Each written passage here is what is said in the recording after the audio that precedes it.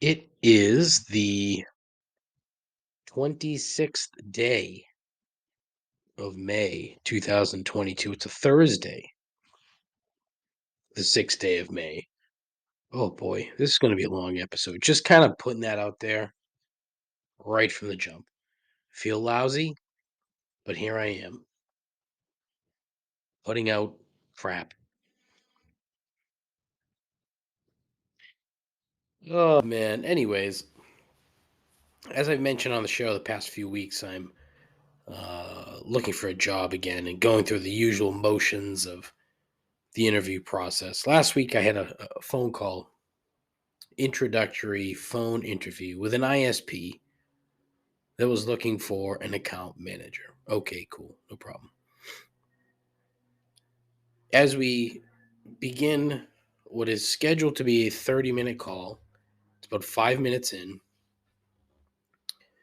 and the recruiter starts telling me about the position, and it turns out not only would this person be managing accounts, but it was also a bit of marketing, some outside sales, and then an odd one was municipal outreach, which I thought was kind of weird. But okay, whatever. Still seems, at the very least, somewhat interesting.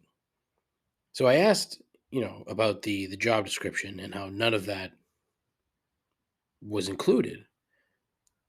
But I asked if the compensation changed based on all that this other work aside from just managing accounts. And I was told, quote, "Well, those activities are a part of the job," end quote. To which I said, "Great, but none of that was in the job description," end quote. At that point, there was silence on the other end of the phone. And then I get this, which was one of the more interesting lines I have ever been fed in my vast working career. Quote: "So we're looking to fill this role by next week. I want to know if you're 110% interested." End quote.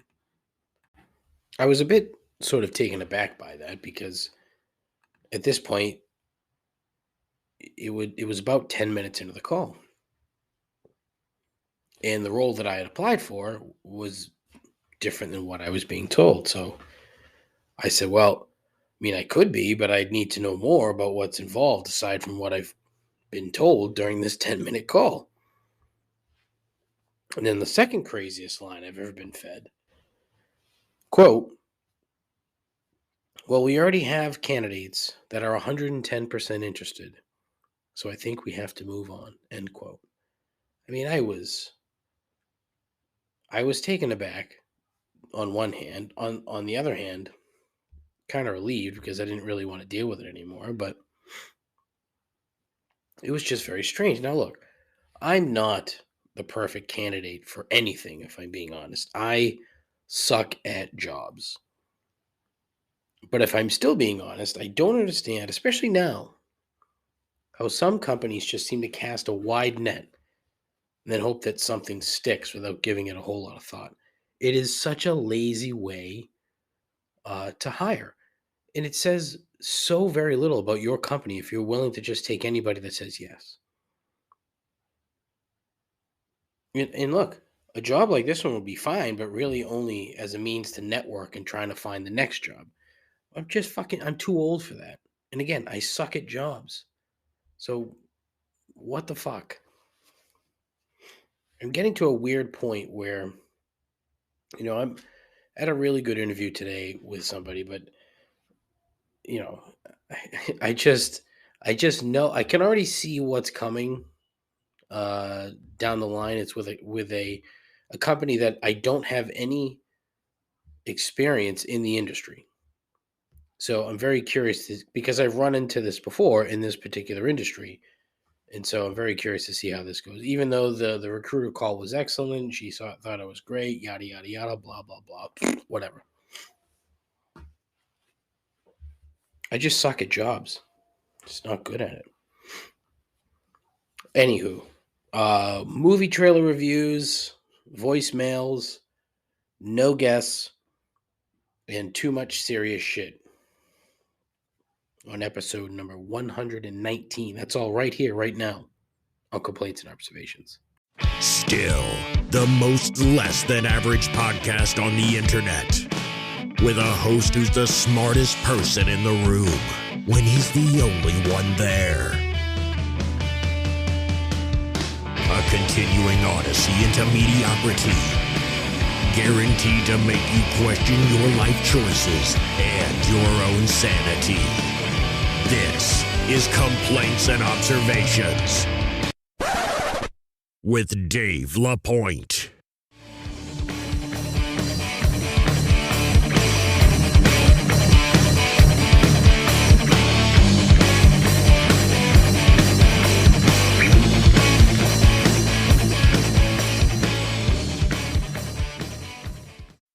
Who the hell is Dave LaPointe?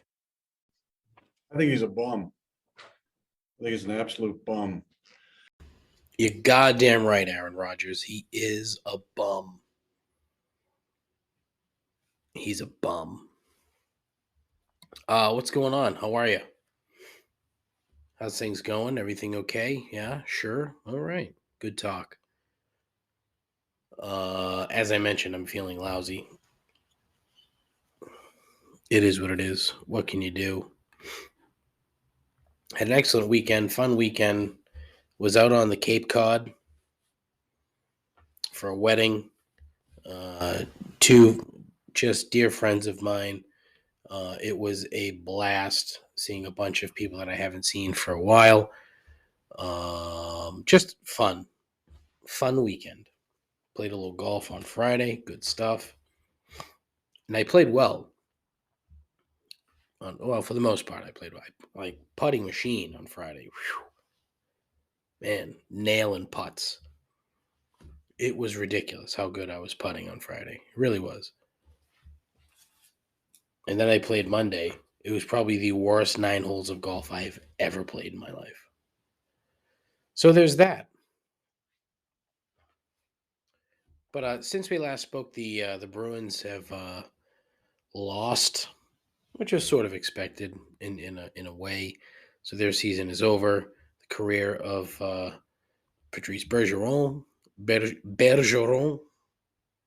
wonder if that's how it's pronounced in Quebec.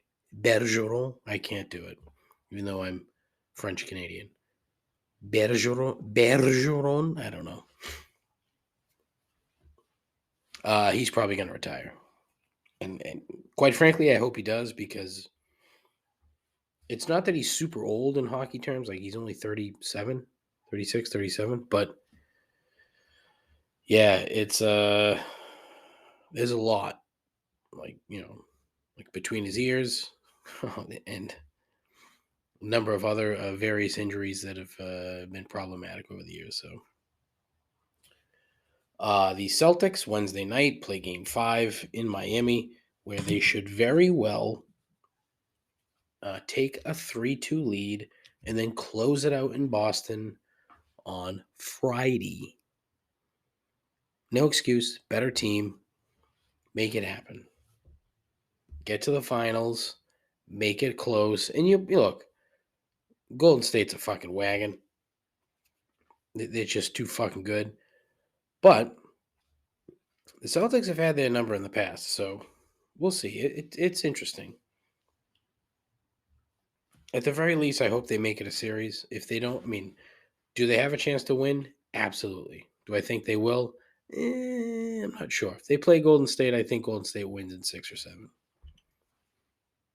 But it's entirely possible that the Celtics go out, play very well, win a championship. It would shock the shit out of me, I'll tell you that, because coming into this season, that was not it's not what I was thinking. Come the new year, it's not what I was thinking. Come the start of the playoffs. All right. If they're healthy, they sure as shit can do it, but they haven't been healthy. They're still not healthy, so curious to see how it plays out. West Ham United, their season has ended. And ended in disappointing fashion, where, again, we lose to Brighton because for some weird fucking reason, we just can't beat Brighton. And Brighton is not that great. but whatever. So big off season for West Ham. Need to bring in more players. Need to make some fucking moves. Need to get better. Need to get bigger. The squad needs to be bigger. Handful of youth players ready to step up and participate. So we'll see how it goes.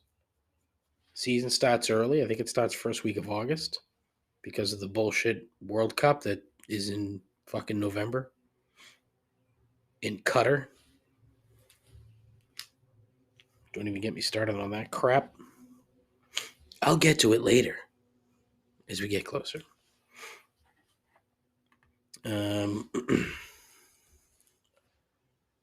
Wedding observations. Now, younger crowd, okay? So we're sitting at the church. It was a full church wedding ceremony, I should say.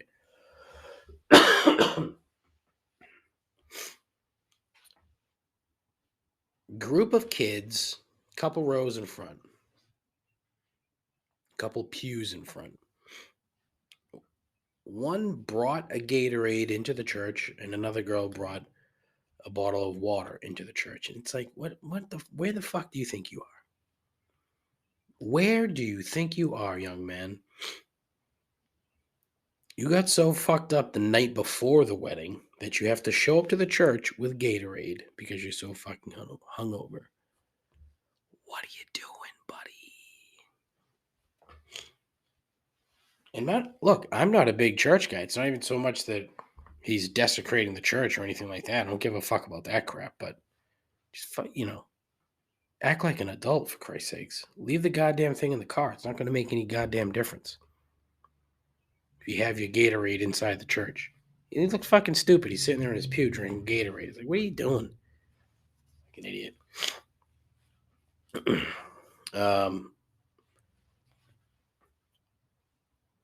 I went to use the bathroom, and it was like one of those, like a restroom trailer thing.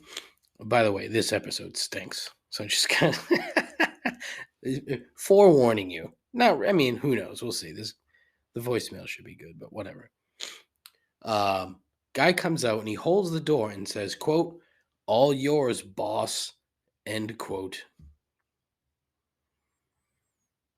Ugh. Being called boss, like when you're not the boss.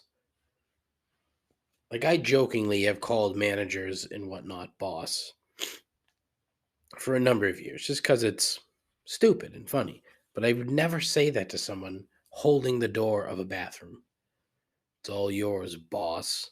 The fuck does it? What are you doing? Ugh, gross.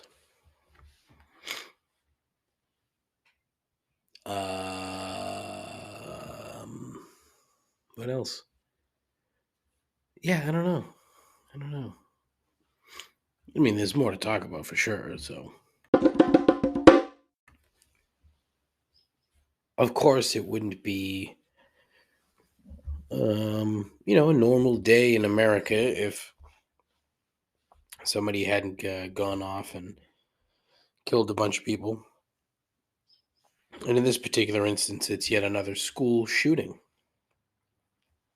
And look, I'll never ever pretend to know the answers when it comes to shit like this, but I do know that we are the only country on earth that even has to think about this shit. 19 kids, 21 people. The kids were, 11 and under, something like that. And they're all dead. Killed by, another kid. For reasons, that we've been told he was bullied and this, that, and the other. And it's probably true, but not every kid that's bullied goes into an elementary school and shoots 20 people. There's probably a little bit more to it than that. And the fact that he could just walk in and buy a gun, not just a gun, but a high-powered rifle, for no other reason than to assassinate 20 people. 21 people, sorry. But, we get a bunch of thoughts, prayers, and Bible verses on Twitter from a variety of different lawmakers, even the ones that take shit tons of money from the NRA. And look, I don't want to sit here and be like, oh, take away all the guns and this, that, and the other. One, because it's not feasible; it's impossible. And two, because the misguided Second Amendment says that you can have them. Though it was not created for its current purpose. It's bastardized. But where's the line? What does it actually take for something to change? Like, it wasn't Sandy Hook, which was 10 years ago. And since then, nothing has changed. The minute we let that go was the minute that we all submitted to the fact that nothing is going to change.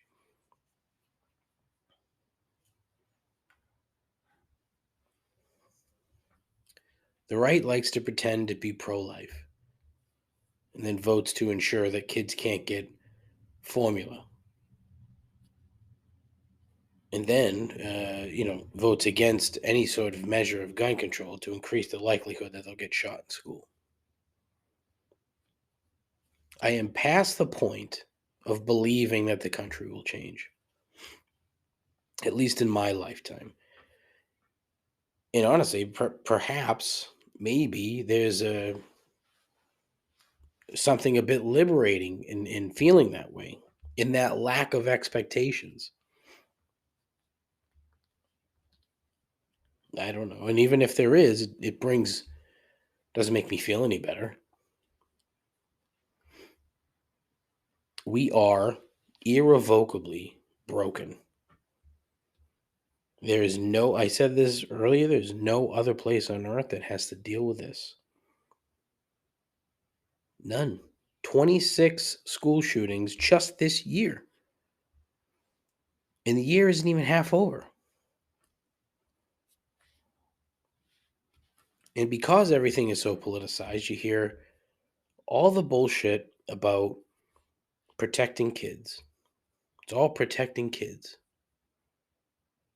Parents yelling at school board meetings about gender and homosexuality, CRT, and all this shit, but they don't seem to give a fuck about somebody coming into the classroom and spraying the room with bullets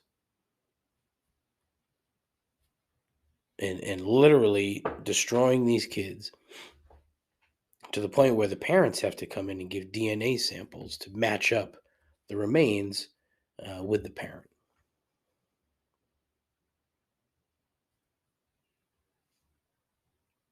How does that make any sense? So you can yell and scream about your kid having to wear a mask in school, but when they have to do active shooter drills and all this other bullshit, that's not a problem? What?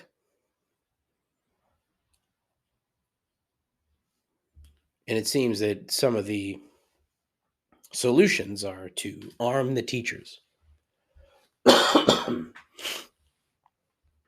are so many parents that can't seem to trust teachers with teaching, yet they're okay with extensive weapons training and firearms.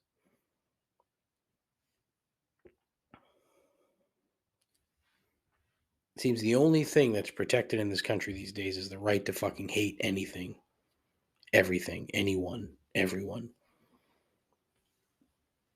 Because it sure as fuck isn't kids. And please, spare me the abortion side of it as well. The right loves to come up with these things about how women are just showing up to abortion clinics with close to full-term babies, just ripping them out and throwing them in the garbage when that does not happen. Has it happened? Maybe. In fact, probably. Most abortions are in the first 3 weeks. It's not even a fully formed. It's just cells. It's a goop. It's you have to put it in fucking slide to see it. So don't give me that argument either. Irrevocably broken.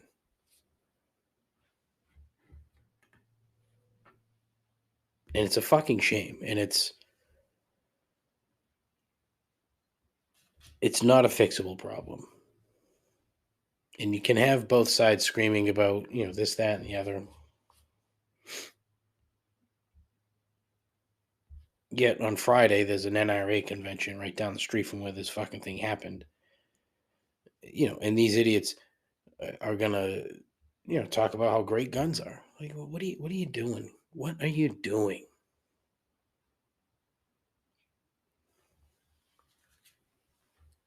It's just painfully clueless. All of it.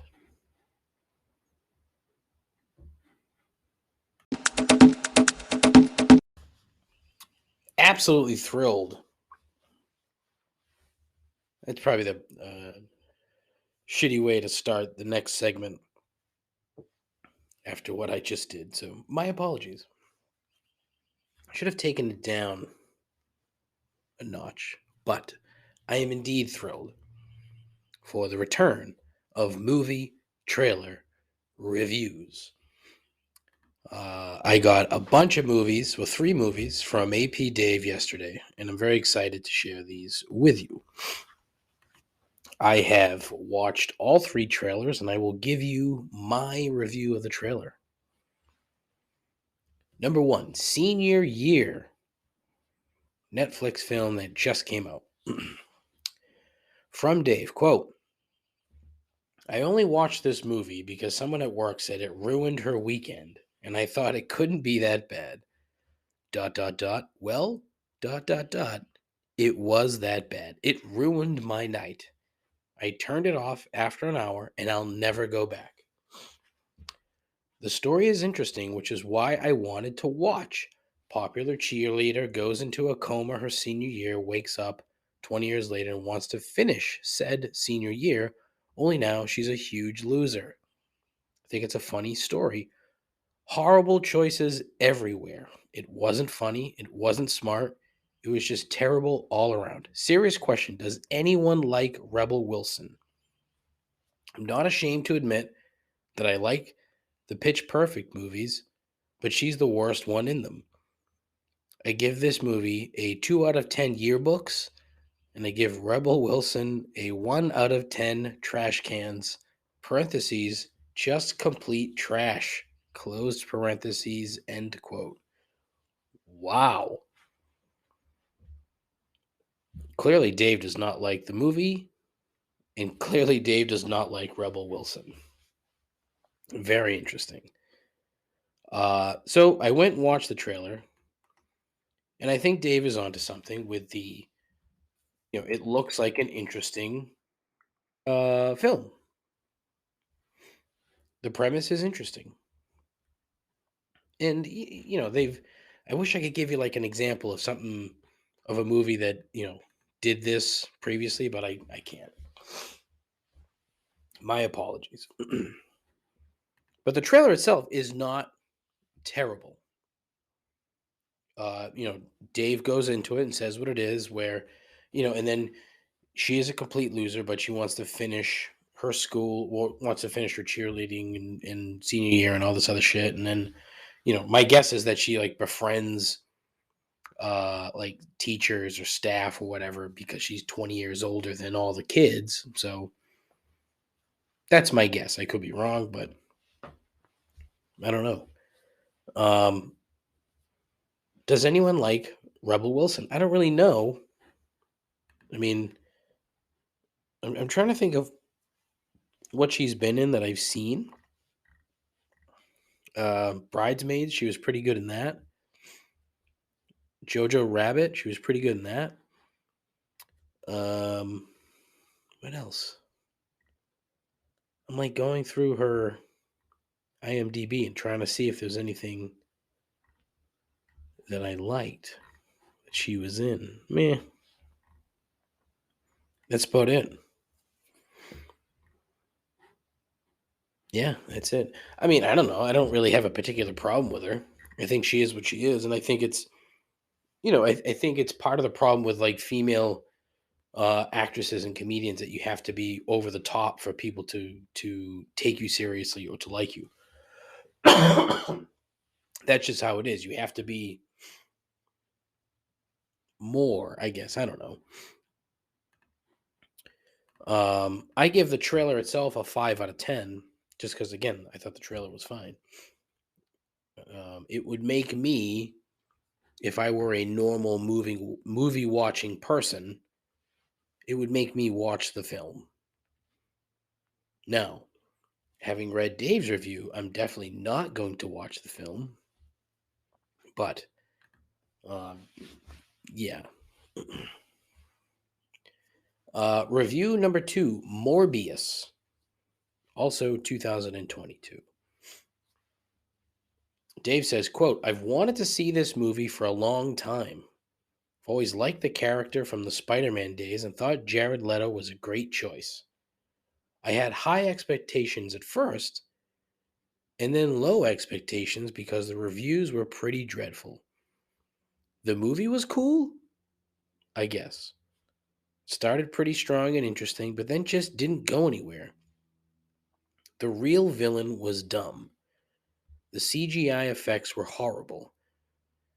And I think I have to say this, but probably the worst Marvel movie ever made. Whew. There just really wasn't anything there. A pretty empty movie. Still much better than senior year. Haha. I give this movie 4 out of 10 blood cells. End quote. The reviews for this thing were terrible. Dave was spot on. And like the trailer was kind of what he said. I couldn't really figure out what I mean, I know the premise because I know the character, so I understand it to a point. But someone going in not knowing what was going on, it's odd. What they really should have done with this was make it, do a Blade reboot and put Morbius in it because that's like the comic tie-in there. Blade, Morbius, whatever. Even which I totally forgot until I went on to Wikipedia, is that Morbius was chummy with Ghost Rider back in the day, back in the comic book days. I got off track. Anyways, the trailer's just meh. So, I mean, I'm going to give it the same score that Dave gave the movie, 4 out of 10, because it's just meh. You don't really know what his deal is based on the trailer. You're not going to figure out, okay, is he the bad guy? Is he the good guy? You kind of see that in the beginning, and then he changes and he's killing people and this, that, and the other. So you don't really know. You have no clue. Makes for a bad trailer. Review number 3, Chippendale Rescue Rangers 2022. Sorry for the sniffle. Dave said, quote, now this was an unexpected, really good movie. I obviously remember Chippendale from back in the day, but don't think I was ever into the show. Or was it a movie? Put it this way, I know nothing about these two chipmunks, more of an Alvin/Simon kind of guy. Do you not like Theodore because he was fat, Dave? Is that it? Fucking, that's bullshit. Anyway, Andy Samberg and John Mulaney voiced Chippendale. And from the first 5 minutes of the film, can tell it's going to be pretty funny. Their voice work in the movie is stellar. And I think adults would actually enjoy this movie more than kids. There's a ton of nostalgia in it. I was really expecting the movie to stink and only watched it because I like Sandberg and Mulaney. I give this movie 8 out of 10 acorns, end quote. Now, The trailer is awesome. The trailer itself gets a solid, I would say, 8.5 out of 10. I would like to see this film for a couple of reasons. One, the trailer is excellent. It looks really good. It looks funny. I could probably get into it. Two, I, unlike Dave, massive Chip and Dale Rescue Rangers fan. Just a fantastic cartoon. Loved it. All in on that. So curious to see where their lives have progressed over time. Apparently, one sells insurance, and one is on the Comic-Con scene from what you can tell in the trailer. So, and apparently, from what I've read, there's a ton of weird cameos in this. Apparently, Randy Marsh like shows up at some point in this thing, so I'm kind of curious to see how this plays. Um, but it looks funny. 8.5 out of 10. I am going to. I say this. You know what? Every single time I do one of these things, and there's a movie where the trailer looks good, and I say I'm going to watch this, and I don't. So I'm going to say I'm going to watch this one, but I probably won't.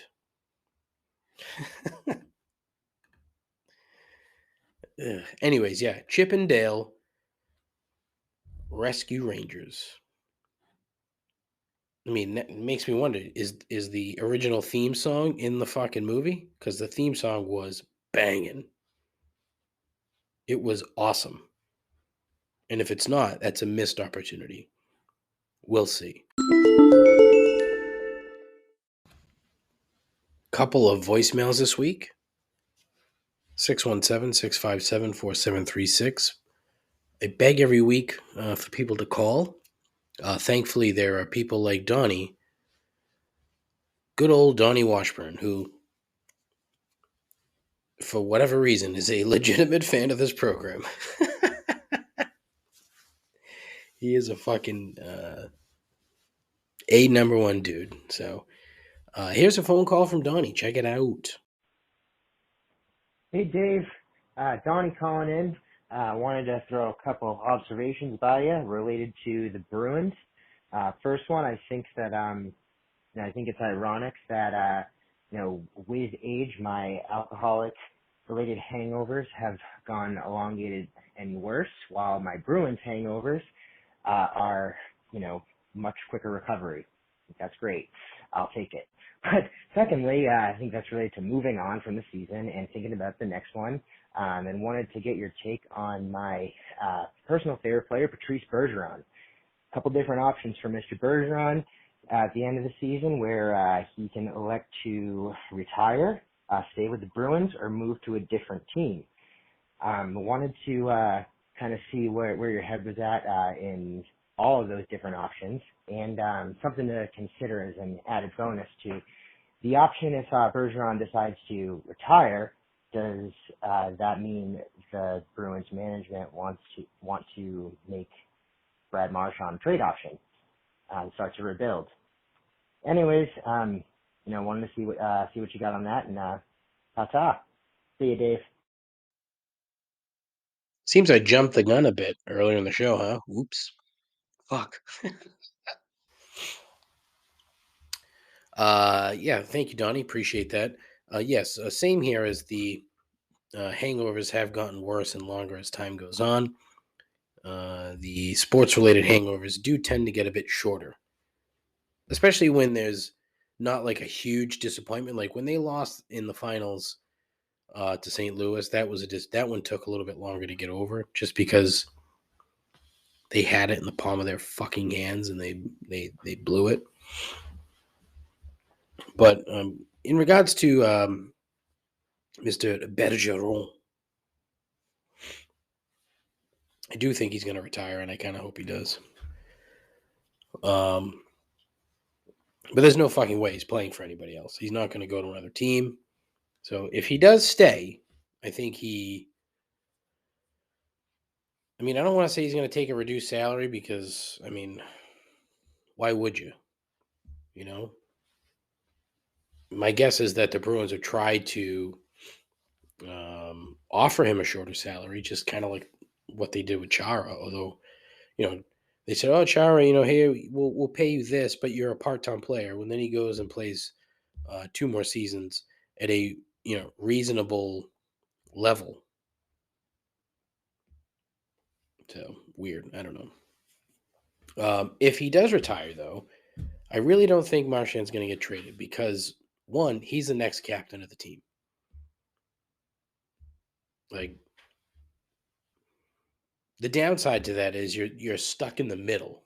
You become a middling franchise. You're not unless they get incredibly lucky with they got a couple kids like Fabian Lizelle who played in juniors this year who's going to be a fucking stud. At least, that's the general sort of consensus is that he's going to be a fucking stud. So hopefully if he does make the move this year and is indeed a fucking stud, well then maybe they'll be a little bit better off than just the middling, wild card team that they were this year. The good thing is they're relatively young. If they lose Bergeron, they get rid of Nick Foligno, who stinks, trade Mike Riley, maybe even trade Grizzly, who knows. But Grizzly just had surgery, so nobody's going to trade for a guy who's not going to be ready at the beginning of the season. So you're going to have to try to trade Riley. The idea is to try to clear some space and then see what you can bring in. What I don't want to see happen is for them to, make a wild trade where they're trading a bunch of picks that they don't really have because they already traded their first round pick this year, so they have no first round pick. Granted, they got a solid 1B defenseman for doing so I get it. But there's a lot of work that needs to be done. Quite frankly, I hope Don Sweet. Well, it's already been decided that Don Sweety's going to be the one to do it, but I hope Cassidy sticks around because he's a good coach. But I'm not really sure. They're in such a weird spot where they're not really good enough to contend, but they're not bad enough to just rebuild because you're gonna have to re-sign Pasternak, extend him, I should say. I think he's got 2 years left. I don't know, but they're in a shitty spot, especially if he retires. If he doesn't retire, I think they're still in a shitty spot because they still don't have a second line center. What are they going to do? Try to get David Krejci to come back? I don't think so. He'll be just as old. So then you have another season with a bunch of old guys as your number one, number two center. You can't. You have to figure something else out. You really do. So I don't know. We'll see. Thank you for the call, Donnie. Appreciate it. Again, 617-657-4736. If you have anything on your mind, I want you to call in. How I don't get more calls blows my mind. Because it's such a fascinating concept. Everyone complains about something. Call in. Fucking complain. Like this asshole. Hey, Dave. It's Dave. As I'm talking to you, I'm currently petting a very large dog who reminds me of Hooch from Turner and Hooch. But the reason I'm calling is because of Trevor's story. Trevor's story, he, of 4 years, $160 million, finally decided to hit against pitchers that could pitch. And everyone is aplomb about his, oh, he's so good, he's the best. Except, the problem is, he stinks. So, I'm very intoxicated at the moment, but I just want to let you know, he stinks. So that's it. Ta-ta. Of course, that asshole was me. Saturday night at that wedding that I was talking about earlier, and no joke, that dog that I was petting was huge. Why I sounded like I was talking like this, I don't know what the fuck I was doing. No clue. I purposely did not talk about the Red Sox at the beginning of the show because I knew this was coming. Even though I totally forgot what it was that I recorded, what I called in about. I totally botched the contract numbers. It's actually 6 years, 140. So not nearly as bad, but still bad. So here's my problem, okay? It's not really with him, with Trevor Story per se, okay? It's the it's the impression that he is more than he is. You know what I'm saying? And so if you spend any time on Red Sox Twitter, you're seeing it, especially now. It's out of control. He had a dynamite week. Dynamite. He had another home run yesterday. And here's the thing. This is what he's supposed to be doing. It just took him close to 2 months to get there. And you hear, oh, we only had 17 spring training at bats, blah, blah, blah, blah, blah. Fuck off. I mean, it's such a poor excuse. It's a stupid excuse. And I don't care for it. And nobody should care for it. He plays for the goddamn Boston Red Sox, okay? Who have more money than just about any team in the league. There may be two other teams that might have more, the Dodgers and the Yankees, who both spend a shit ton of money to win. Take a look at the goddamn New York Yankees right now. They are a fucking wagon, an absolute wagon. And here we have the Red Sox 2 games under 500 as we get close to June. Oh, but they're only 2.5 games out of the wild card. Don't let them into the playoffs because they might do some damage. Is that what we're shooting for now? Is that what Red Sox fans do? Like, they're 9.5 games out of first place in the fucking division. 9.5. And they're not better than Toronto. They're not better than the Yankees. They might be on the same level as Tampa, but that it shouldn't be that way. And that's part of my problem. Heim Bloom felt it was okay and necessary to give this guy 6 years, 140. When he did like next to nothing for the pitching staff. He signed a bunch of retreads, injured guys, old people. I'm barely older than one of their best pitchers. Fucking Rich Hill should not be like the number 2 starter for any major league team. But then again, the way pitching works now, it's all about the bullpen. So you have an entirely untrustworthy bullpen. You have no closer. You have a bunch of guys with saves. Like, you're going to get to the postseason and then what? You're going to do the same mixing and matching? It just doesn't, it does not work that way. The regular season, you can get away with that. When you get to the playoffs, that you need structure. You need consistency. And if you don't have that, you're not going to fucking win anything. Like, the fact that they got to the ALCS last year was a miracle, an absolute miracle.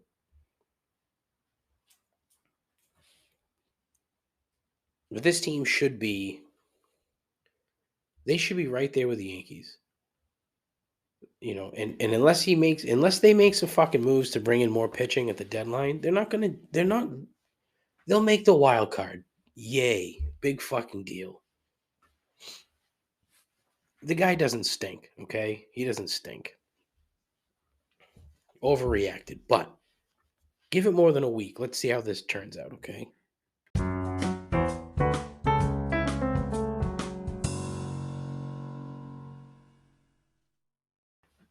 All right, it's time for everyone's favorite part of the program, the end.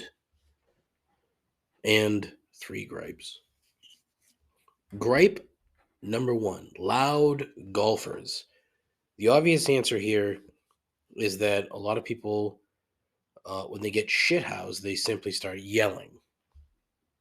But what about the early morning crews? Are they already fucked up at 8:30 in the morning? If that's the case, well, then you have a bigger problem. You're a fucking lousy alcoholic. Lousy.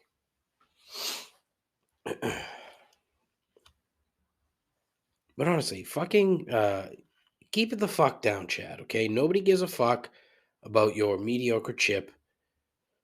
It's not that impressive. In fact, it's unnecessary. And it doesn't even matter what time of day. There's nothing worse than, you're about to make a putt or you're about to tee off or chip or whatever. You're about to make a shot, a golf shot. and there's a gaggle of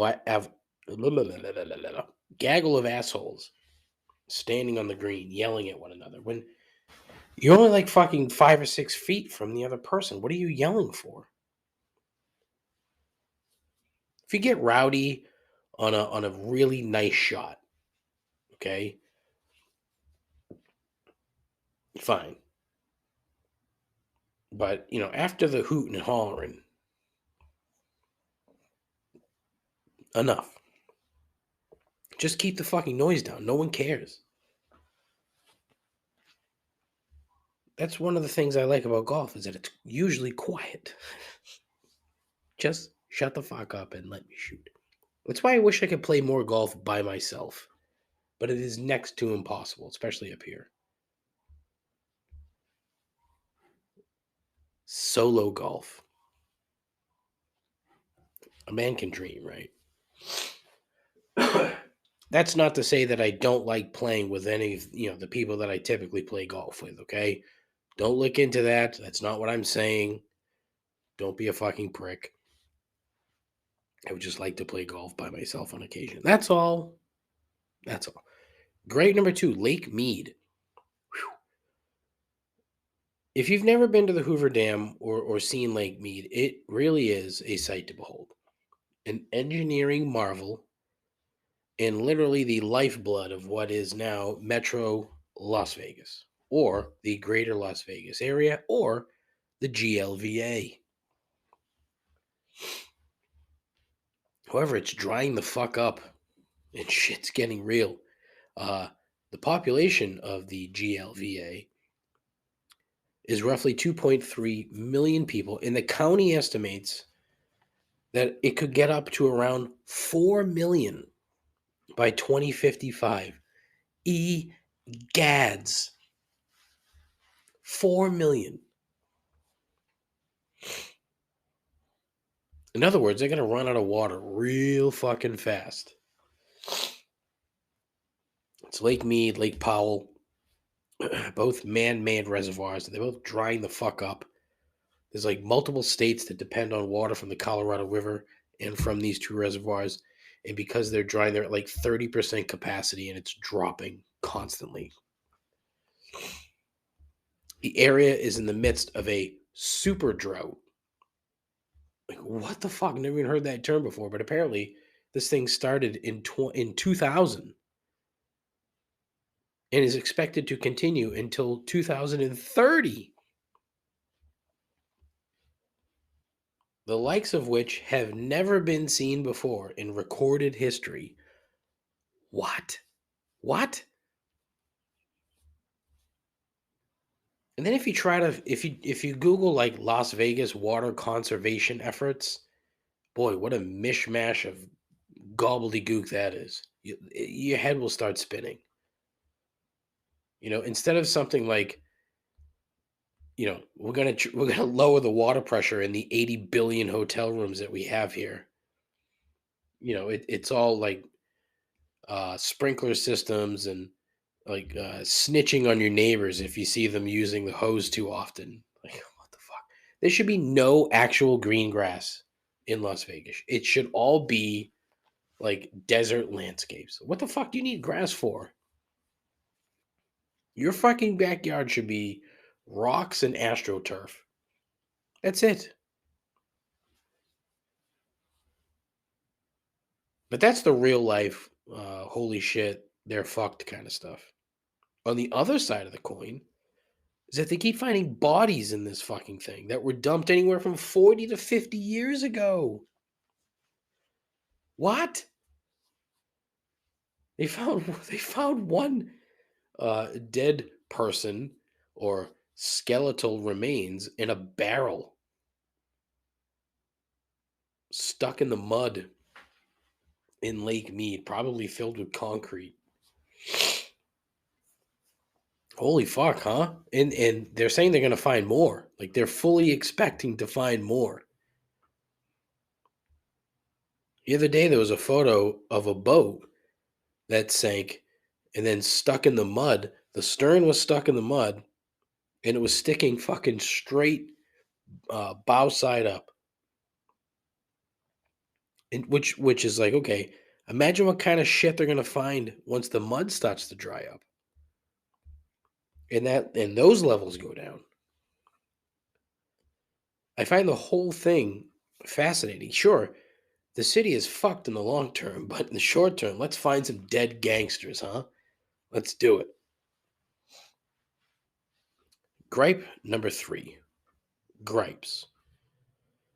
For the most part, this is entirely an exercise in nonsense. There is very little seriousness to this program.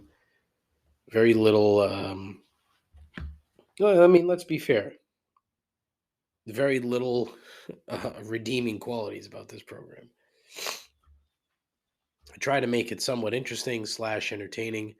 Sometimes it succeeds. Most of the time, it fails. But I mean, in the end, it's all dumb shit. So, and I hate to be this guy that's like, oh well, after what happened, you need to sort of reassess and be. It's just a matter of perspective, and it's a matter of being cognizant of the world around you.